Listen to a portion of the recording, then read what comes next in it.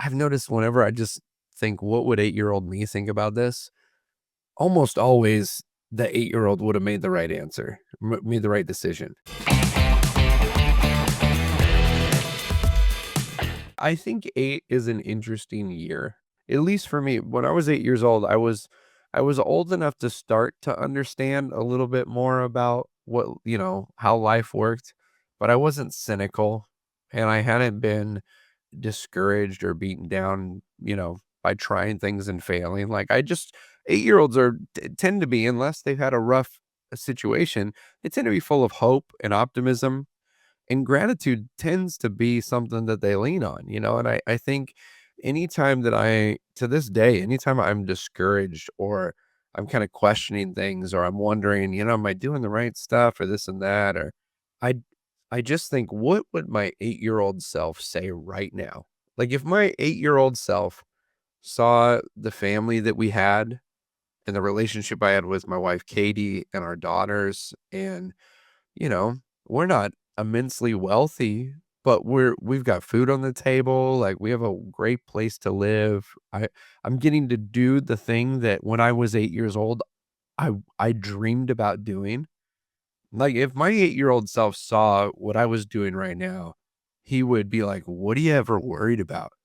What are you concerned about? Why would you even for a minute think that this wasn't the greatest thing ever?" And so, I tend to while I've got great friends, and family that I'll talk to in times when I'm trying to wrestle with the decision or trying to, find the gratitude when it becomes hard, you know? Yeah, that's such an awesome lesson, and I love that, Taylor. I often go through this exercise where I express gratitude for my younger self.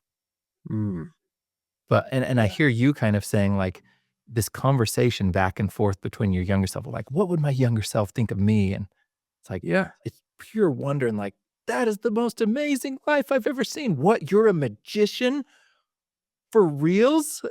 And, like, how amazing that is, and but then I look back and say, "Well, can I be more like that 8-year-old?" Yeah. And, just have the belief and hope and wonder and joy of, Yeah. uninhibited by all my limiting beliefs of adulthood, right? Right. And then the gratitude going backwards, I think about is, well, what did my younger self do to get me where I am right now? Yeah. And so it's like, wow, like what an amazing younger self I was to get me here. And so when I got to that chapter in your book, I loved that story so much. Mm. We just need reminders of it, my youngest daughter is 16, and she's been writing these kind of encouraging affirmational notes and just leaving them places, which is great. She puts them on her window so they're facing outside. So as people are walking into the house, they can see little notes. And I noticed as I was walking in today, she had a sign that she had written that said, "There's a previous version of you that's so proud of who you are today." And I just went, "Holy moly!" Like, how often do we forget?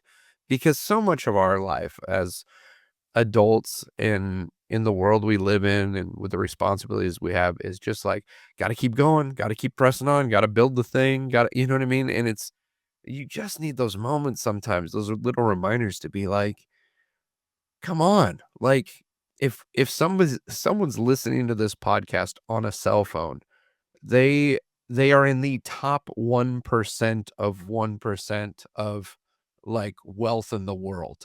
You know what I mean? Yeah.